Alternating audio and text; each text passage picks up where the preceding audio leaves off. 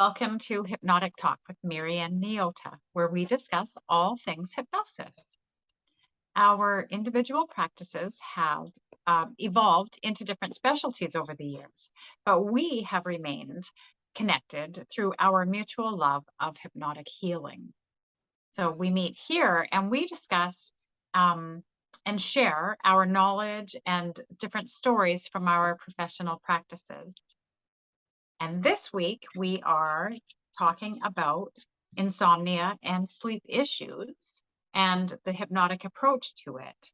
In this specifically today, we are going to talk about the mental, emotional, and physical blocks to having a good night's sleep.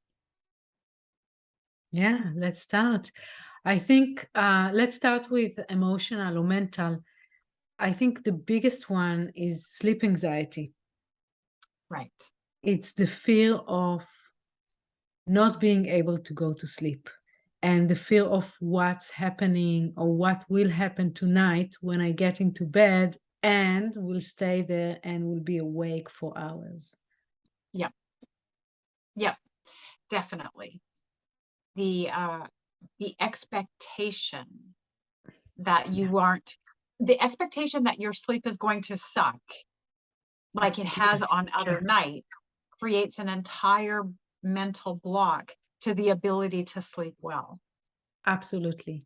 Yeah. And many people are thinking about their sleep from the moment they wake up.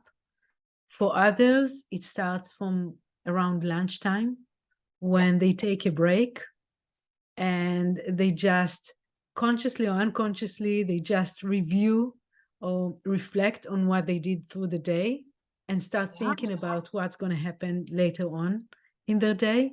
And then this is another point where the sleep anxiety is starting to escalate. Yeah.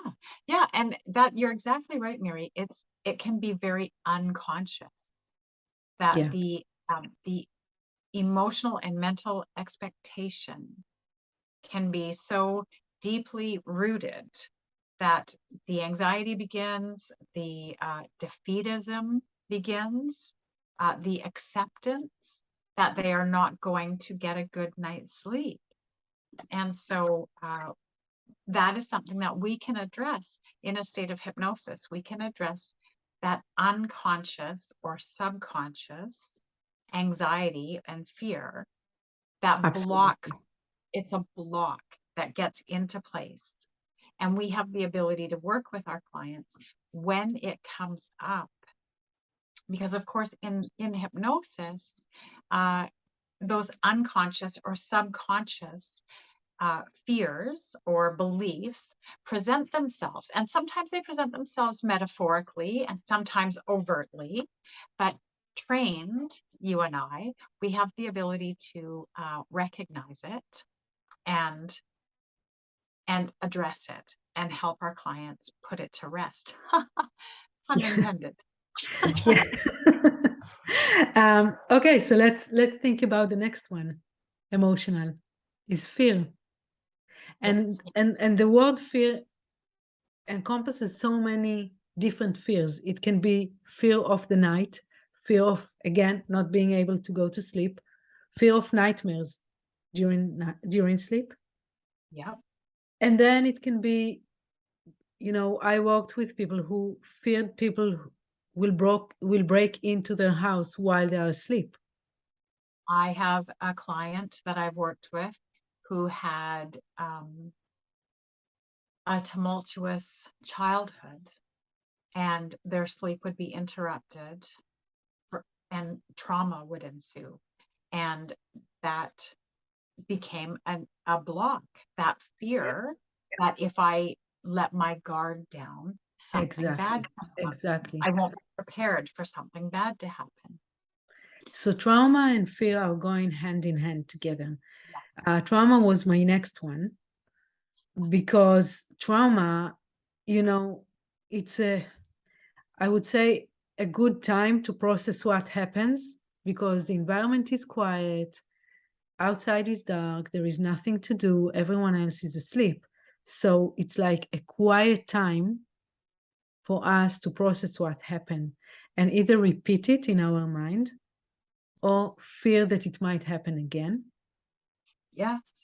And Yeah. all of the emotions are just floating to the surface and preventing us from, drifting into sleep and letting our guards down, as you said.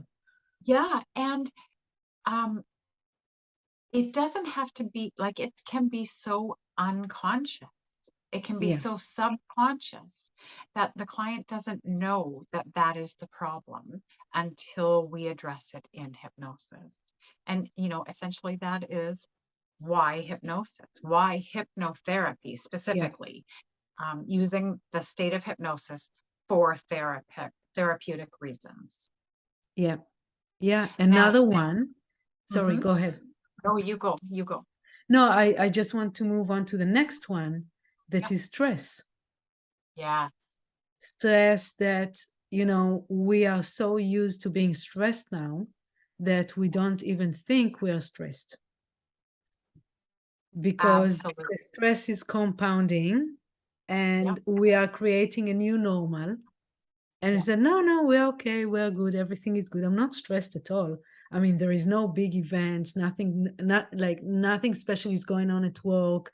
Relationship is good, but we're not paying attention to the amount of stress we are under. Yeah. And this too can be, we have overly wired brain Mhm. that doesn't stop thinking, planning ahead, and doesn't shut off, and then it doesn't let us fall asleep. That's right. Or if it does let us fall asleep, it interrupts it at some point. We have clients that will fall asleep and then startle awake and be wide awake because the stress, because, and this is another reason why hypnotherapy, your subconscious never shuts off, not at any state of consciousness, not when you're awake, not when you're asleep. Your subconscious is actively engaged at all times.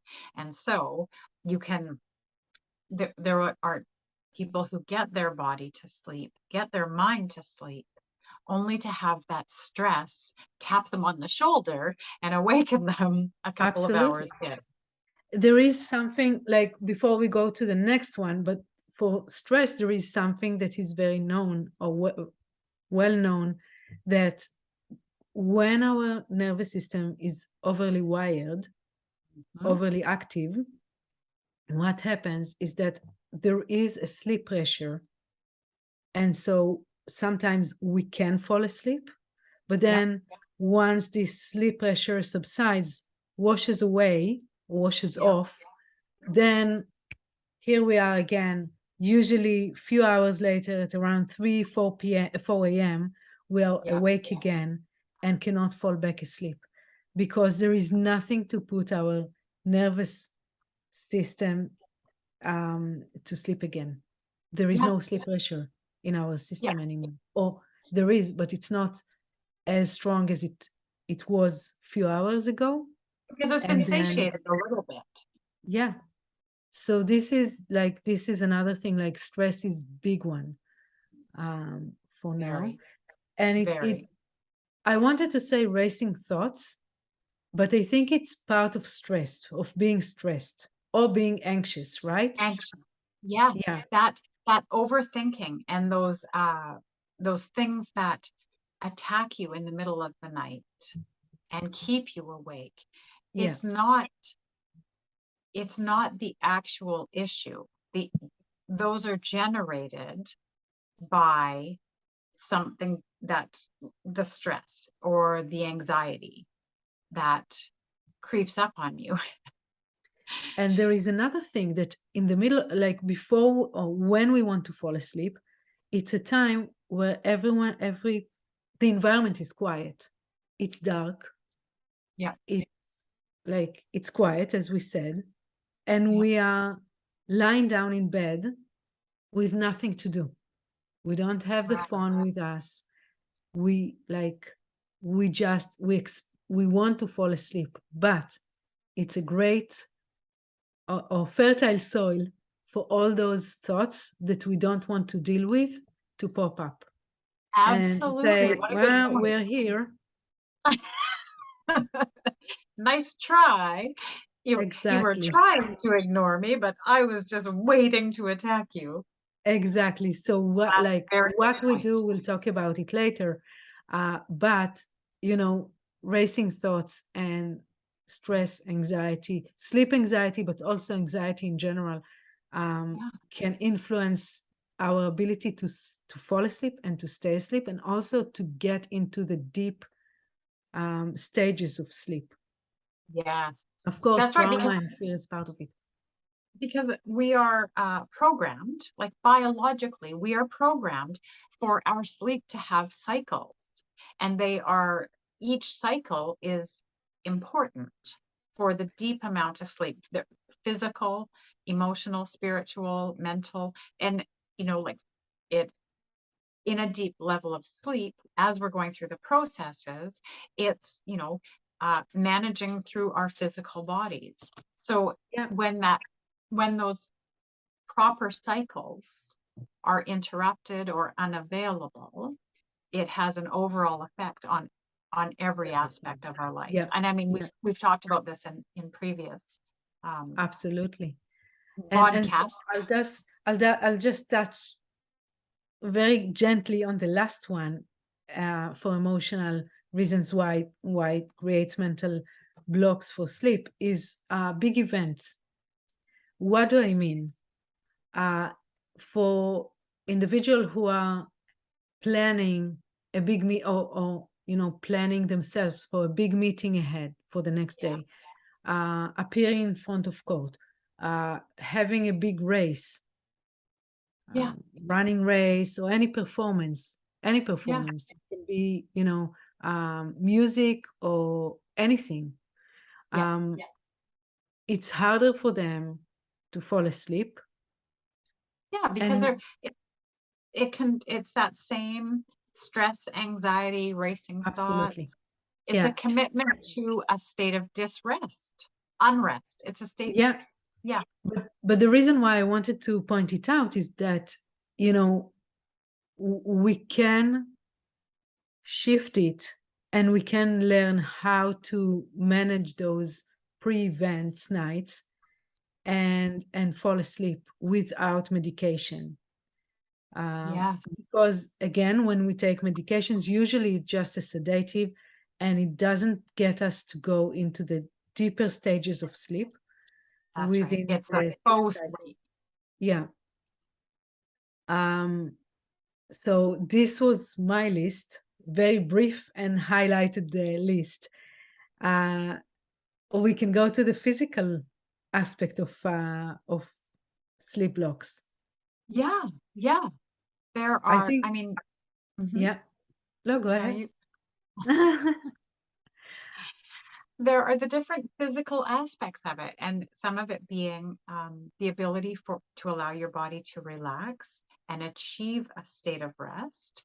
And that can be, pain induced, or again, it can be comfort. There's levels of comfort in your environment that Yeah. you may need to support a good night's sleep. And there are tips and tricks to overcome it, even with those blockages.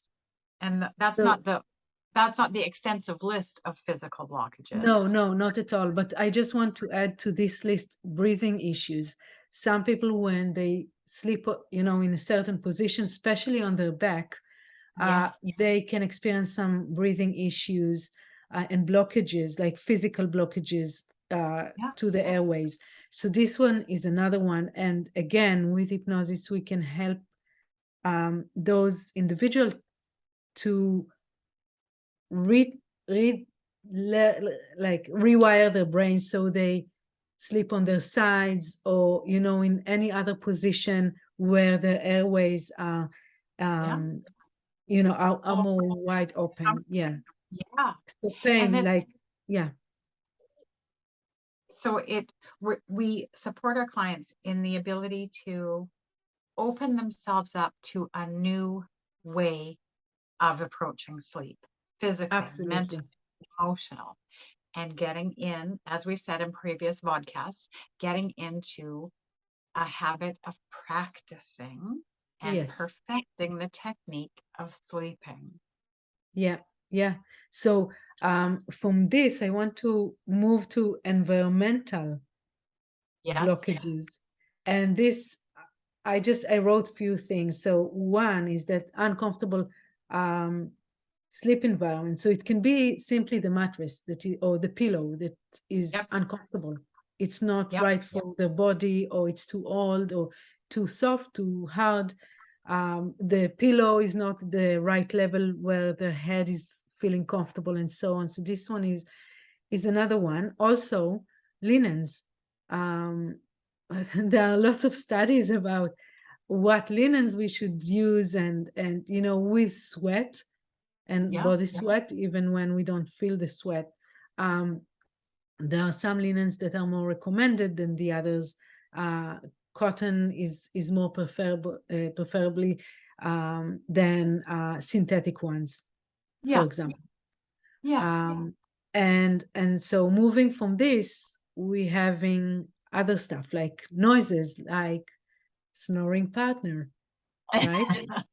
Uh, and, Yeah. and and it is a problem. It is a problem. Someone Absolutely. who sleeps very lightly, Yep. and they don't. And I had client who came and told me, like, my partner is snoring, but I don't want to insult them and move to another room. And sometimes it's not about even insulting the partner. Sometimes there is no other room to move to. That's right. There's no other option. Yeah. And sometimes it's sharing the same blanket, Yeah. duvet, right? And the partner is either pulling On. the blanket, or giving you everything. And this is another thing, like how to fall asleep, stay asleep, and sleep well when you are sleeping with a partner that either moving too much, snoring, or not giving you the blanket, and you don't want to move to another bed, you don't want to use Yeah. blankets, and so on. So how Yeah. to deal with this? And of course, there are ways to do it. Then there is another one, that is the room temperature Yes. and light. Yes. Sometimes you can't choose where your bedroom is. Right. Sometimes it's like it's given. You move to a new house or to a new apartment, and you sleep by a big window, and Yep. there is like a street light right Right. into your window, into Yep. your bed. And for some people, they can't use blinds because maybe their house or apartment owner doesn't let them, Right. or because they want to wake up with the first light. So if Right. so this is another thing. And these are all things that can be addressed and strategized. And even if it's situational, like those things can happen not in your home, but if you are traveling, Yes, or yes, if your home environment is disrupted in a temporary fashion to accommodate something unusual. yeah, So there are strategies, and there are hypnotic strategies. I mean, there are physical strategies that we can, and there are tips and tricks and hacks for sleep, but there are absolutely. hypnosis strategies that can override the interruptions. Yeah, yeah. Um, and in the section we are going to do about tips and tricks and hacks, we'll talk about all of that. But I want to, because of few clients that I had that are waking up, and they just almost developing aversion to their bed. Yes. I want to say that our brain is very associative, Yep. very associative. Yep. So if we are, and I know it will go into the tip and hacks and strategies video that we're going to do. But if we are teaching the brain that there is a transition time and we are building an evening routine Yes. before we go to bed, then it associates it with sleep, like with kids, right? When you have a young, like a baby, you give them a shower, a bath, Yeah. and you maybe rub them or massage them, and you tell them a story before nighttime or in their Yeah. bed. And so it's very, And they it's have maybe something familiar and safe that they exactly, use as a support. yeah, And that and doesn't have to consistent. go away in adulthood, even if Uh, it's not maybe you're not taking your, favorite soft bunny stuffy to bed, but there can still be a supportive association to yes, good and sleep. And that can be set in the subconscious mind. and this association usually breaks off when during teenage years, Yeah. where they want to stay up late and they feel like they can stay up late, and there is no bedtime, or or bedtime is being extended or whatever, and they feel very independent. Yes. Yes. And their physical sleep needs are different at that time. So Yes, that's another absolutely. disruption. Yeah, yeah. But usually, this is the time when many, at least what I experienced, that many of my clients developed some sleep issues during their adolescence. So when they broke it, when their body needed something different, Yeah. that they didn't receive guidance for, Yeah. and now they are dragging it with them to adulthood. Indeed. And every time we need something different. So it is understandable. Yeah. The thing is that we need to build it into our life as a routine, as a habit, so we can benefit from it as well and create the best sleep environment, sleep routine to gain the best sleep you can. Strategize.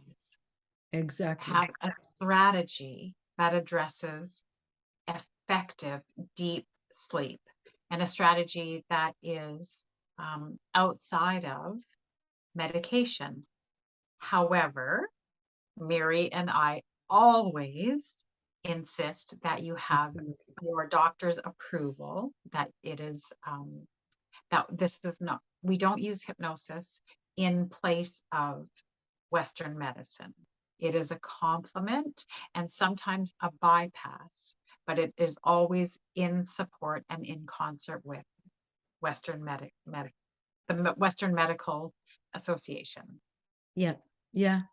Um, to that, I just want to mention that oftentimes we are talking about night routine to go to bed. But Yeah, if we are building up some good habits from the moment we wake up yeah, to the time we go to sleep, we are creating better, um, the better chances are that we will fall asleep faster, we'll stay asleep for longer, and we will experience deeper sleep, more restorative yeah, sleep. This is what we all yeah, want. Um, absolutely. Absolutely. And as we've said, sorry, I'm sorry, Mary, you're absolutely right. It is the strategy, it is the habits and the practice and the commitment to making the change. And us as hypnotherapists being supportive and guiding and using our skills to help our clients reprogram and remove the blocks as best we can at the subconscious level so that we can facilitate the practice of sleeping. I just want to emphasize something that some of my clients, and I guess yours too, I don't know, they come in and they just want to sleep better, faster, stay asleep. But then in this kind of thought, we forget the sleep is a process. It's not on and off. We're not one day awake, 1 minute awake, the next minute we're asleep. It's a physiological and biological process to fall asleep. Yeah. And so, and so we can strategize, we can give tools for this to happen. We can use hypnosis for this to happen. We can create routines for this to happen. But it's essential to remember that sleep is a process. Right. Absolutely. Absolutely. Yeah, that's a good point. And the more we practice with the hypnotic tools, or the more we cement those strategies and create new habits to support it, the more we do that, the more benefits will gain for better sleep. But we need to basically work for it. It's not something that just happens. Right. Right. Yeah, that's a good point. Yeah. Yeah. So thank you for staying with us. We'd love to hear your hypnotic questions. So please subscribe if it were of any interest for you, or if it tickled your curiosity to learn more about hypnosis and sleep and anxiety and everything. And until next time, bye-bye from Neota and Miri. Bye.